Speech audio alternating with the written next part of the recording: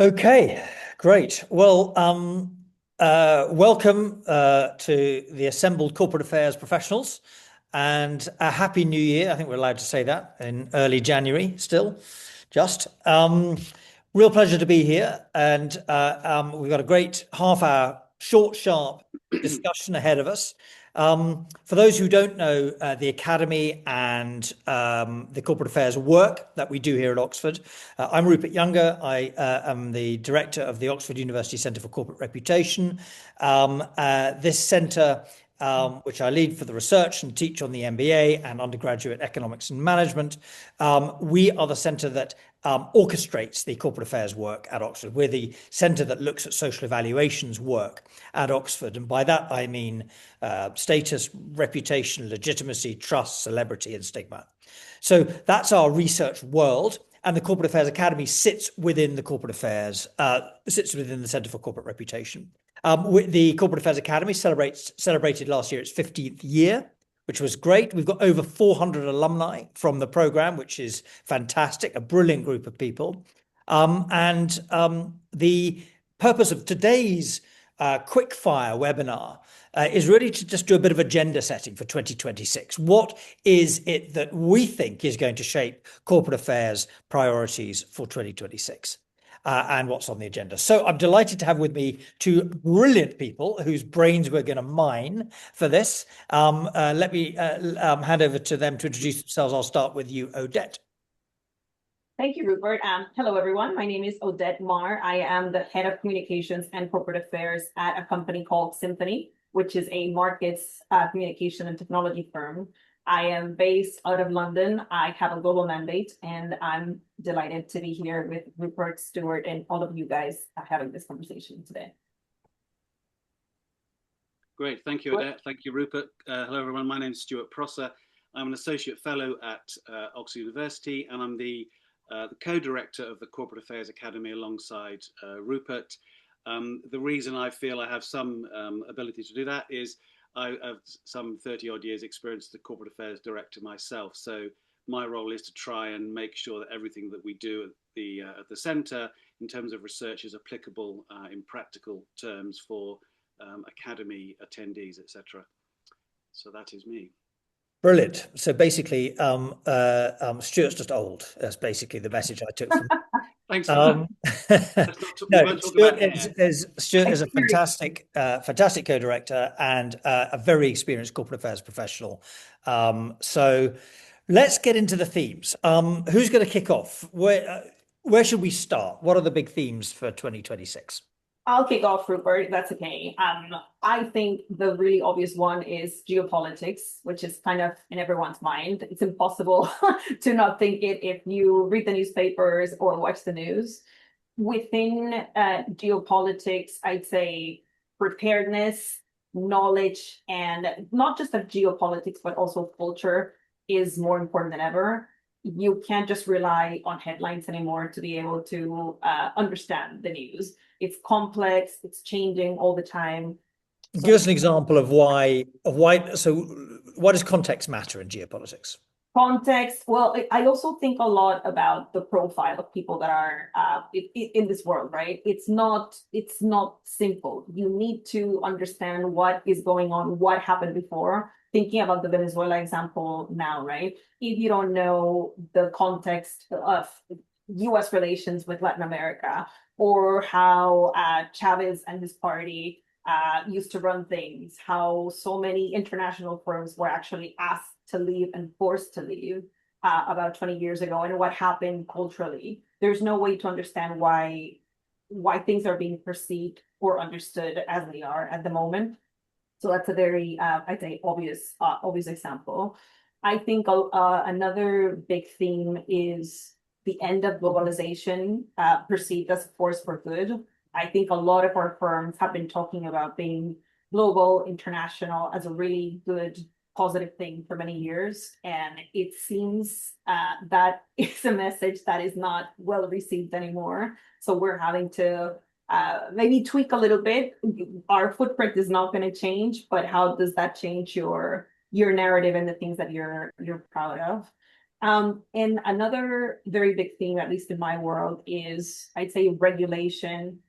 More than that, potential new interpretations of regulation. There's a lot of talk. There hasn't been a lot of actual change to the rules, but different administrations are interpreting things in different ways, and that just creates a wave of, I'd say, anxiety about what the future could be like, right? And that brings us back to why geopolitics again is so critical. So yeah, geopolitics is probably the biggest thing. Okay, so let's just spend a couple of minutes digging into that. You've identified three things. One is that corporate affairs professionals need to prepare differently, prepare for geopolitical discussions differently to the way that has been in the past. Stewart, do you have a view on that? I think you're absolutely right. It's interesting. The work that we did with GlobeScan to unearth some of these things shows that geopolitics has not changed as the top three issue over the last 3 years. Probably hardly surprising, but I think it's still the thing that's going to be driving a lot of organizational structures for the coming year. And I think culture within that is the most important aspect of making sure that corporate affairs role in making sure that culture is a thematic glue, if you like, for organizations as they try and navigate this uncertainty. I mean, that's got to be right. My observation on geopolitics is that the corporate memory, the corporate muscle memory, is being developed. I mean, in our lifetime, Stuart and I are slightly older than Odette, perhaps, but in our lifetime, we've effectively had a stable period of geopolitics pretty much since 1989, right? And that is mirrored across the entire corporate C-suite of the clients and the teams that we work with. And building that understanding of a different type of approach to geopolitics takes a very different type of training and muscle memory and different set of risk profiles, parameters. It's not easy for boards to switch to a world of volatility in geopolitics away from a much more stable political world. I mean, Odette, does that resonate with you and your teams? That does. And I also wanted to say that I think it's going to have a very big impact in recruitment for the area. So, things that might seem out of touch or impractical, I think will become more practical. Think about history, Bachelor of Arts, literature, things or disciplines that really will allow people to bring not just knowledge, but just really solid context to conversations will be critical moving forward, right? And also and we'll talk about it hopefully a bit later, but as AI takes a bigger role in our lives in different ways, that knowledge to be able to validate or tweak or completely change whatever the AI model is bringing back to you, it will be more important than ever, right? So that critical thinking will be okay. It might be, like I said, it might be worth then moving from that, using that as the link to the next theme, I think. Well, I was just going to say, so for people on the call, preparing differently is definitely number one takeaway, right? So, and preparing differently by re-emphasizing and doing your work on context. So I think that's the message, brilliantly put by Odette. Now, the second point, Odette, we're just going to spend another 2 or 3 minutes just on this first section because we've got a couple of things to carry on with. You talked about globalization. And the messaging, the narrative on globalization is changing, that's for sure. How do organizations remain authentic? I mean, if you're a global organization that has been a proud champion of being a global player, how do you switch back to being nationalistic in your narrative without losing authenticity? I don't think you have to be nationalistic. The world seems to be going inwards, and we can have different opinions about whether that's a good thing or a bad thing. I do think that at some point we might need to go back to the drawing board with our internal teams, particularly the leadership, to, if we haven't done it, what are our core values? What do we stand for? And really stick to it, right? Because people don't trust others that are changing their minds constantly or just, being kind of swept by the waves everywhere. What do you stand for? What do you believe in? And, based on that, I might make a decision on whether I consume or buy your product or not, right? So I think making sure that your values and your purpose is clear is critical. And, in an ideal world, every firm starts with that and then they grow. But in reality, sometimes a business kind of grows and then you go, oh my goodness, we don't have values anywhere or a purpose anywhere. Let's sit down and define what that is and what is important to the leadership team so we can then leverage that and communicate that. And Stuart, it would seem to me that within that context, no one would argue that you shouldn't be talking about your purpose and your values. But I'm guessing, and Stuart, perhaps you could pick up on this, that perhaps there needs to be a different nuance or emphasis on certain things today. You need to be a lot more sensitive to the hot triggers.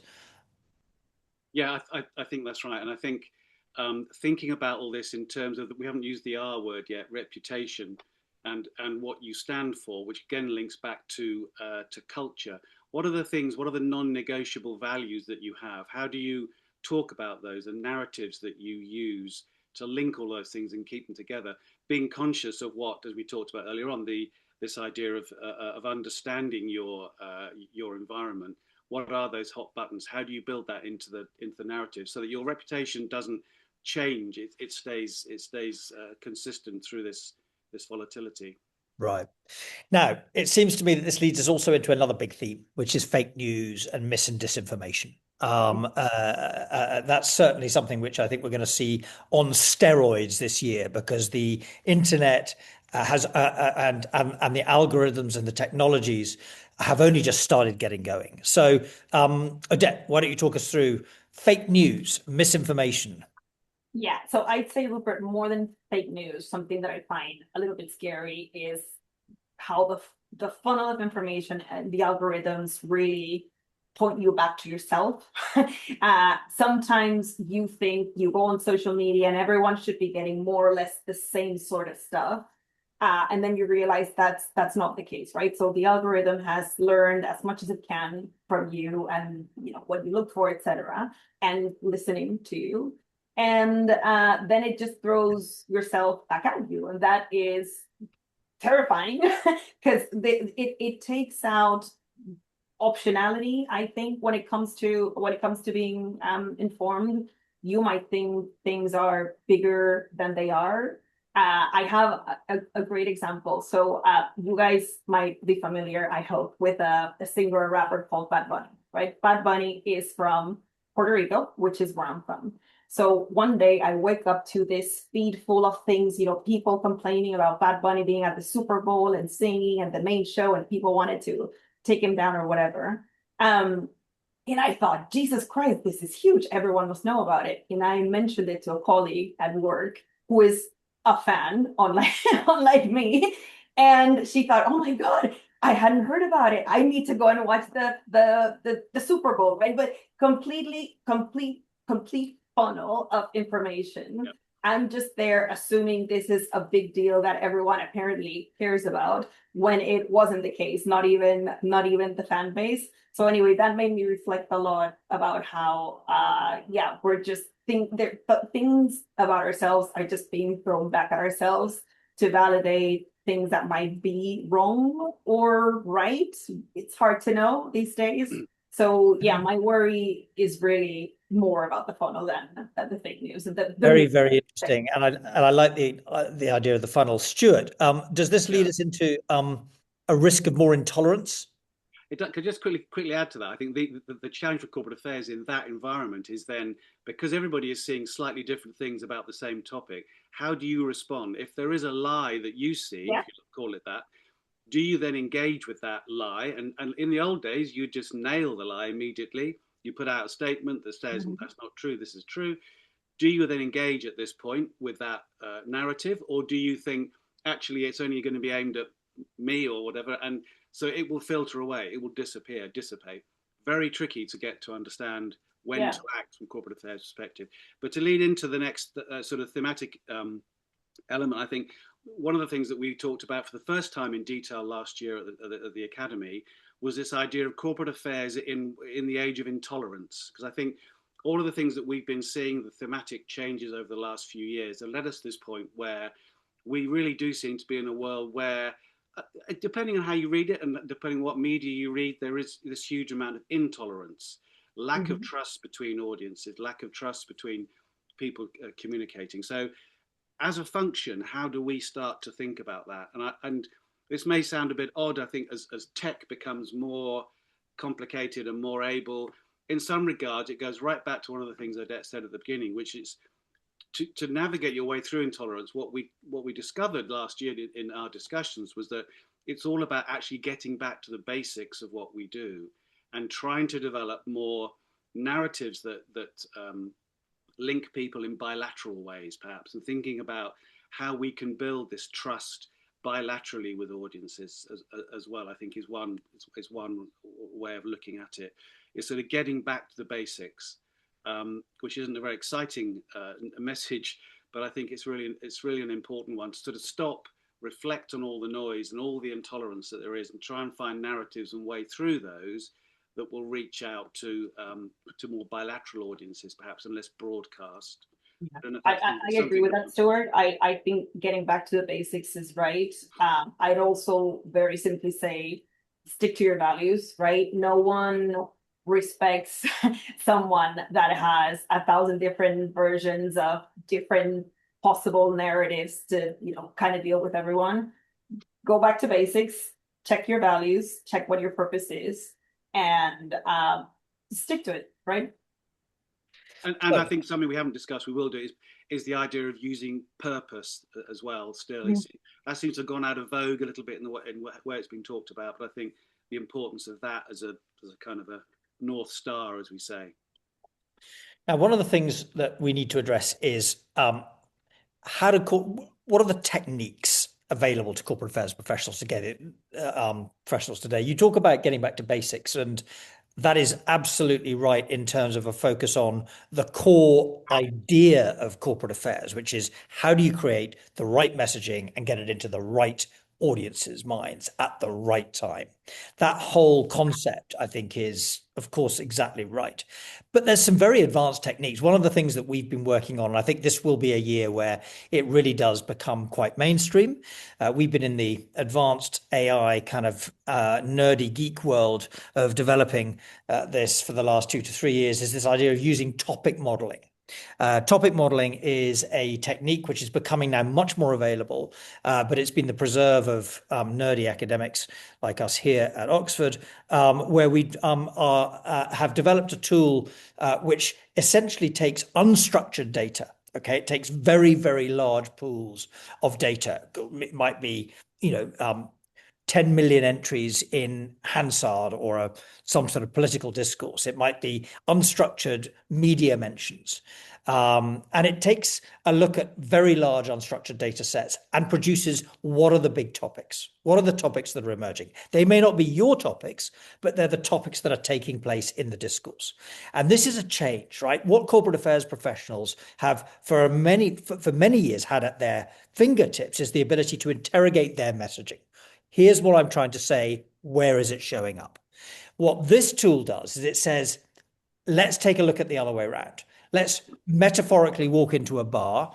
Let's metaphorically listen to what's happening, and then let's engage, as opposed to metaphorically what a lot of companies have often been tempted to do, which is to walk into a bar, shout at the top of their voice, and then walk straight out again. So this idea of topic modeling is, I think, going to be a very big thing this year. And for those interested, come and talk to us at the Academy about that, and we can talk to you about what we're doing in that. So that's a technique, that's a tool. Stewart, have you got any other thoughts on techniques and tools? Mine tend to be much more sort of behavioural based, if you like, thinking about my experience from the past and the importance of one of the things I think that corporate affairs professionals have and don't really think about much in terms of developing is EQ, very high EQ. So emotional intelligence, empathy, and an ability to develop antennae, if you like, personal antennae, both in terms of relationships around organizations and also picking up on your topic modeling as well, thinking about the themes that will resonate with audiences and with management internally. So technique-wise, in some respects, it's important to understand the power of returning to these bilateral engagements and and connectivity that helps create sort of longer term views, I think. Yeah. And I think, Stuart, what you mentioned is right. And of course, we need to pay a lot of attention and deal with these tools as they come to our benefit, etc. But I'd also say there are techniques within our reach and within our corporate affairs communication space that remain super strong. If you ask me, showing up trumps everything else, right? Just being able to make the trip, meet in person, just that human interaction will always be the biggest thing in a relationship when it comes to creating trust, particularly long term. So we can use all the tools and the technological techniques to be, let's say, more efficient, of course. But then there are things that remain, and we can't put them to the side, I would say. We can't stop taking meetings in person and just doing Zooms. We can't travel less. You just have to show up when it's necessary. So yeah, I'd encourage people here to just not forget that. I mean, I think it's such a simple, but it's such a powerful observation, Odette, which is that in a world of technology, those who embrace humanness are the ones who are going to stand out. That idea of human commitment in a world where it's just easy to show up with a Zoom call or a link, taking time to actually spend time with people face to face is going to become a premium. Anyone who's spent hours trying to get through to call centers on companies will certainly empathize, I think, with that. Okay, so that's some techniques. So topic modeling is going to be big in 2026, this idea of reversing the lens to take a look at what the world is talking around you rather than just analyzing what it is that you do. That I think is going to be, and that of course links into being geopolitically sensitive, and it links of course into being high EQ and listening well, which I think are going to be superpowers for corporate affairs professionals. I think it's also the basis of strong leadership too. So I think you'll see a difference, a change in leadership from more broadcast type leaders to those with empathy, those who can talk using those more personal human engagement models, I think. Yeah, and of course, one of the things that we've talked a bit about, but again, I think it's going to be a very big theme this year, is the power of vulnerability. Leaders who show that they are vulnerable will bring cultures and bring loyalty to the fore in the people that they seek to interact with. That I think is going to be really interesting in a world where everyone is expected to be battle scarred and bulletproof. When you show up and you ask a simple question of, I don't know the answer, or you make a statement, actually, I'm not sure the answer to that. It's engaging and it's warming and it builds empathy and it builds networks. So I think it's authentic, isn't it? As long as you are authentic when being vulnerable, because I think it's also, let's call it a technique that lots of leaders might try to use to their advantage. But if it's not authentic, it's just not gonna land well. And sorry, one more point about showing up. I did want to stress that going back to the geopolitics and cultural point from the beginning, that also changes across the world, right? And understanding the markets that we are doing business in and dealing with well enough to understand what's going to be of value within the showing up spectrum is quite critical as well. Now, let's come and we've got 6 minutes to go before we finish up. I want to finish off in talking about what does a high-performing corporate affairs function look like? How's it structured to achieve the maximum impact? Because, and I think the starting point I'll introduce on this is this idea that it has never been more important for corporate affairs to demonstrate that it is delivering business value, not just relationship value. Okay, it's not just about engaging with the ecosystem and having some sort of effect on media relations. It's how do you have a return on your investment in corporate affairs? And that lies into the structure. Now, one of the things that we've talked about, those on the call who've been a part of the Academy, been part of our thinking, we've been developing this idea of corporate affairs as a Pentium chip for quite a period of years now. And it's gathering, again, momentum, this idea that corporate affairs shouldn't compete with other functions to try and talk about metrics that matter to corporate affairs, which is numbers of press comments or, sentiment analysis, all that stuff. What really corporate affairs, the superpower of corporate affairs, is to be that Pentium chip engine that attaches itself and partners with other functions. Whether it be operations, strategy, legal, finance, to make their objectives better. And that's this idea of being a true partner inside the organization. And I think that feels like a structure that is fit for purpose for this type of environment. Odette, I know that this is a world that you've got some views on. Why don't you kick off on that? I do. So I can tell you about my experience. I was recruited by this company 6 years ago. I was initially recruited as part of the marketing team, and quickly enough, I think everyone realized that what we were trying to achieve within the communications function was the tactics were quite different and needed to be measured in a different way. So communications at the time got moved outside, separated, which I think is the right way to do it.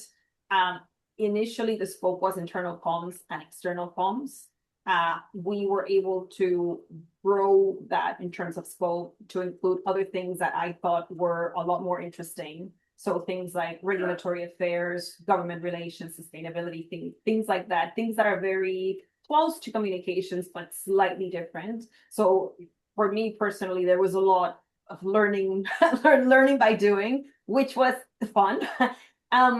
In our case, we are a mid-sized company, so about 500 people. That includes all the FTE plus the consultants, so it's not a big number. So we try to be as agile as we can. So my team is very lean. There's me, one other person that works out of the US, and then we hire PR agencies that really help us leverage the message that we produce in-house. And we settled on the fact that we are a corporate function. So our corporate functions are all quite lean. So HR, finance, what we do. And we sit somewhere in the organization where we really have the flexibility to work across everything else. We work with engineering, with product, with commercial. And because we're not sort of drowned in the day-to-day of the other ones, we're able to come in as needed, right? So we have let's say our BAU job, and then there's a bit of consulting that takes place, in a little bit of project work that takes place as well. And that has worked, right? There's been particular issues that require very intense collaboration. So regulatory affairs is an important one, particularly with all the changes that I mentioned at the beginning. In my case, we've created a tiny team. It's not formal, but the general counsel, the CEO, and myself are the regulatory affairs team. So we get together, we decide what we're going to focus on. If we need to go to Washington, D.C. or Brussels or whatever it is, we do it together. Everyone has their normal day-to-day job, but then we feel we all have something to add, a slightly unique perspective to add, that when we get it together, it just works well. Right. So that has been the Symphony experience.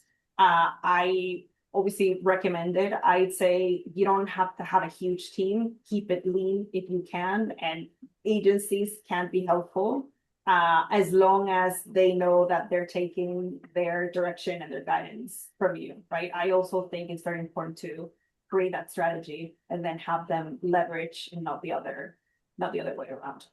Okay. Stewart, we've got a couple of minutes left. Do you want to add some thoughts?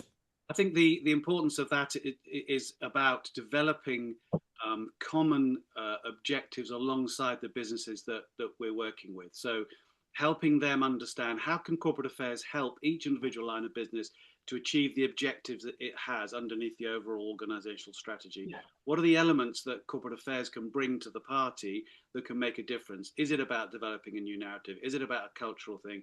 Is it about reaching new markets? How can our function do that? And do it in a way that we talk their language, we talk the language of business, and that then helps us work as partners jointly, if you like. Excellent. Good. Okay. We got just a wrap up now. Let's start with you, Odette. What would you, final words for the... Final word. I would repeat. How do you build value and opportunity in a world that is changing so fast? You stick to your values. It's one thing. Then if we want to talk about the academy itself and how it supported my work within this firm, I'd say the level of the network is significant, global, which is very important for me and for my network as well. I'd say personally, it really, because I think you stress out when you're young, you go to school, then you start a job, maybe you'll start a family, and there's no time to stop, right? So I think stopping to think critically about the function and what we do, and also get validation that you are probably doing all the right things, it was fantastic. So I recommend it to those that have joined this webinar. Stewart? I think we've barely scratched the surface in terms of the issues that we tried to cover at the Corporate Affairs Academy. We do try to make it a thematic discussion for people who come to join us once a year. We look at concepts, leadership, strategy. We try and put everything together under a sort of a core narrative for the week. And I'd encourage you to think about not just the issues that we've talked about, but how to build the networks that you require to help you get your jobs done, if you want to put it in basic terms as well. And we produce a white paper at the end of every year that tries to capture all of these themes, which is another benefit. Great. So the Corporate Affairs Academy kicks off in March this year. The final deadline for anyone who's still hoping to get admitted to the cohort this year is, I believe, middle of February. So if you are thinking of it, then you need to get going. But we kick off in early March with the in-person in Oxford in early July. Thank you, everyone, for joining us. Thank you very much to Odette for joining us and for sharing your insights. Stewart, lovely to see you as always. We hope this has been valuable. Look forward to hearing more from you about the challenges that you're facing in 2026. Many thanks. Thank you very much, everyone. Thank you.